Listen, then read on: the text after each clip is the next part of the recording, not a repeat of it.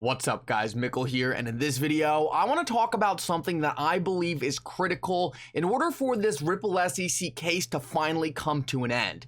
And that is why the SEC would actually be incentivized to settle this case with Ripple. The reasons for Ripple to settle this case are extremely obvious. They need clarity for XRP, and they want to expand their business in the United States. But unfortunately, it takes two sides to settle, and in this video, I want to break down why the SEC actually has very strong incentives to come to the table as well. A lot of people think a settlement of this case is hopium. It's never going to happen. Guys, 95% of cases with the SEC settle, so it is statistically the most probable outcome. In this video, I want to break down exactly why both sides have a very strong incentive to actually end this case in a settlement rather than going the distance. You guys are definitely going to want to see that. I also want to show you a brand new clip of David Schwartz at the end of this video. He was just in a brand new interview where he was breaking down some brand new upgrades coming to the XRP ledger. One of my favorite parts about investing into XRP is the technology is constantly getting better as the amazing engineers behind the XRPL protocol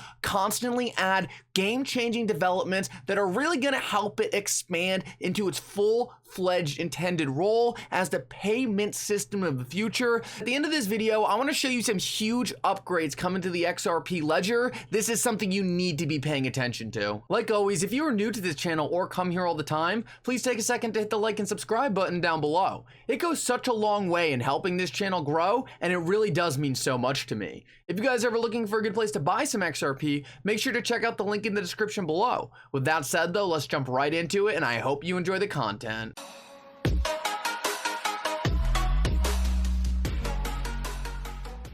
So I wanted to start off right here because over the last couple of days, we have been seeing so much dumb FUD about XRP all over the internet, usually coming from large influencers who spend their time promoting so much less useful protocols who do not even come close to the accomplishments of XRP. I wanted to show you guys this because this is so important to understand. There are very few cryptocurrencies that are really being used at scale by real businesses all over the world, and XRP is one of them. And honestly, XRP has more real world adoption than almost any other cryptocurrency out there. That's why it's so funny when we see so much FUD stacked up against XRP. Guys, it's not because anyone actually thinks XRP doesn't work. It's really because XRP has gained so much adoption and has made so many different strides in the market to foster real world utility that people try to FUD it because they're scared of its accomplishment. I wanted to show you this. This is so important. This is from XRP World. He tweeted out, "For every XRP hater, here's a complete list of all companies / organizations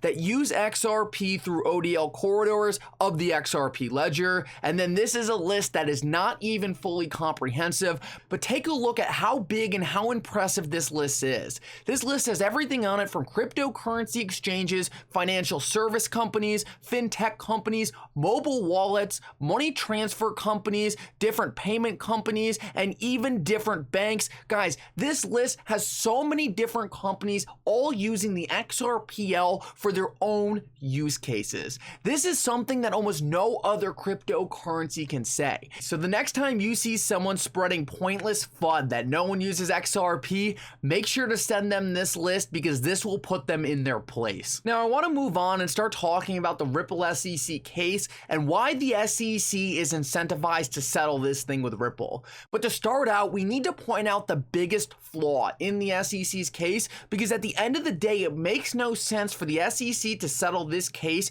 if they are in any position to win it. What I want to show you before we get into exactly why the SEC is going to settle is why the SEC is currently in such a bad position. Attorney Bill put out a great tweet thread on this the other day, and what you guys are going to notice is the SEC actually made a fundamental fundamental mistake on the entire theory and the entire claim behind this case against Ripple. This is why the SEC is ultimately going to have to settle. They brought a case that didn't make any sense. They brought a case that wasn't compliant with their own rules. So Attorney Bill tweeted out, one interesting point LBRY makes in its opposition to the SEC's summary judgment motion is that the Howey test is transaction specific, and the SEC has recognized this to be so. They cite Hinman's Ethereum free pass speech in support of that argument. Nice touch. Despite that fact, the SEC knows this. They now recently told the court the SEC attorneys gave Hinman legal advice to ensure his speech was consistent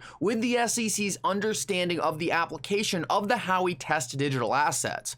They argue in the Ripple case that XRP, even in the secondary market, is a security, and that Ripple has made one continuous offering of XRP, apparently not transaction specific, for years and is still going. You can't make this stuff up, and then tags John D and Attorney Fred and Jeremy Hogan. And what Attorney Bill is pointing out here, and this is actually derived from the LBRY case, so this was a great catch by Bill, and that is that the Howey test calls for the SEC to point to a specific transaction when they're diagnosing whether something is a security or not.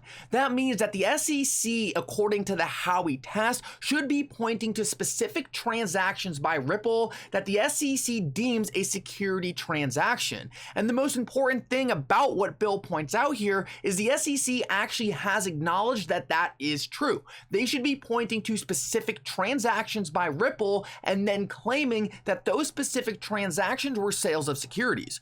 What Bill is pointing out here is that this is not what the SEC is doing. They are trying to claim all XRP in the market and all LBRY tokens in the market are all one continuous sale, and therefore it's all one security of Ripple or the company behind LBRY.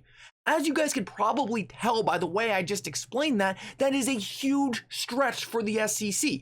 If I was to send one of you guys XRP, how is that a sale of XRP by Ripple? It doesn't make any sense. The SEC's entire theory behind both these cases are under this false assumption that everything is just one big sale by Ripple. It doesn't make any sense at all, but the SEC is making this stretch because they are unable to properly apply securities laws to cryptocurrencies. And the reason for that is because cryptocurrencies are not securities. It's forcing the SEC to make this absurd stretch where they have to make these crazy claims that don't make any sense. And that's why the SEC is in huge trouble right now. And John Deaton actually came in to back this up. He said, remember, the SEC claims it's not arguing XRP itself is a security, but represents a security. The SEC unilaterally expanded the Howey test to include not only investment contracts, but also representations of investment contracts, which would make Orange and Orange Grove securities. He said the SEC didn't provide a single citation to support this theory. Without legal precedent, the judge should summary judgment reject it. Plus, it really is legal gibberish. It's the functional equivalent of saying, of course the oranges are not securities, but they represent the securities. It's nonsense. And what John Deaton breaks down here is spot on. The SEC has twisted the Howey test so far out of proportion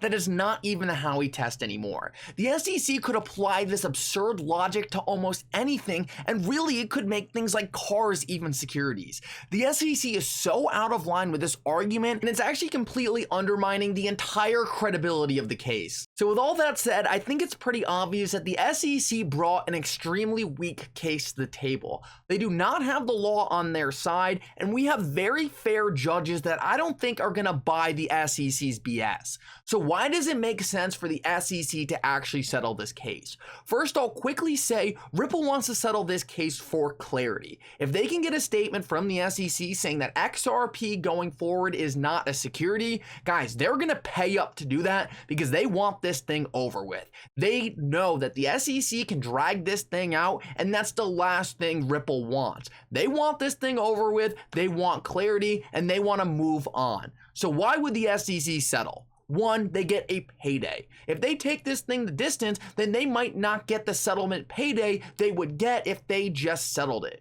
We know that the SEC loves money, so it actually makes a lot of sense for them to say, you know what, we lost a ton of money going on with this case and we're not in very good shape. We might as well recoup our losses, get a nice little payday, and move on. Also, by doing this, they could avoid giving any precedence to the rest of the market. We know that the SEC is not going to be done after this. They're going to want to go after more projects. But if they lose outright to Ripple, what's going to happen is they're going to create a playbook for the rest of the companies to follow so that if the SEC goes after them, they can say, oh, let's look at what Ripple did and let's look at how Ripple beat the SEC. The SEC is not going to want this. They want to put everything in private. They want to hide everything in this case so that other companies cannot use it. Think of what's going to happen when the SEC actually takes on a bad actor. They don't want to have a bunch of cases as precedent with them losing. They want cases where they're going to win, and that's why it makes a lot of sense for them to actually settle and hide up a real potential loss to Ripple. If they also settle this case, they won't have to hand over the Bill Hinman emails. We know that these are likely littered in corruption. Guys, the SEC does not want to expose their own agency, and they'll likely expose a lot more people than just Bill Hinman. I do not think it's realistic that the SEC will ever hand over these emails. They've already gone to such extremes to not do it. I don't think there's any way they're going to hand over these emails when they're in such bad shape in this case already. If they had potential to actually win this case, if they were on the right side of the law, yes, maybe they'll sacrifice Hinman and hand over these emails, but based on how bad their performance has been thus far, it doesn't make any sense for the SEC to expose their agency just to lose this case. And last of all, the SEC wants to settle this case because they can write it off as a win. They can say, hey, Ripple gave us this money for their sales back in 2013 and 2015. They were unregistered security sales. XRP today is not a security, but Ripple pays a fine and we beat Ripple.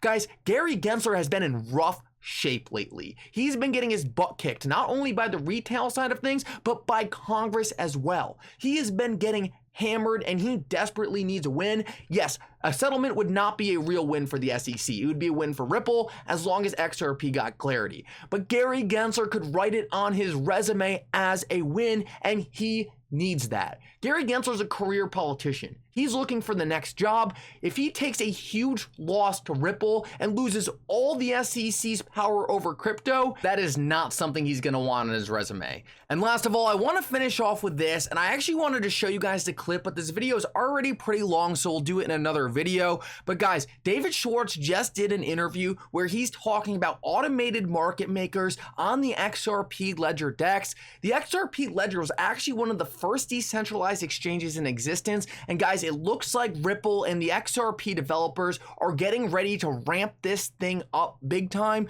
This is super exciting because buying XRP now, you get all this future innovation that will come into the XRP ecosystem, and it's going to make a huge difference in the price of XRP once XRP really starts gaining real world adoption. I'll make sure to break this more down in the next video. I don't want to make this too long though. Guys, I hope everyone has a great night. Make sure to like and subscribe. It really does help me up so much. You guys are the best. And for now, Mickle out.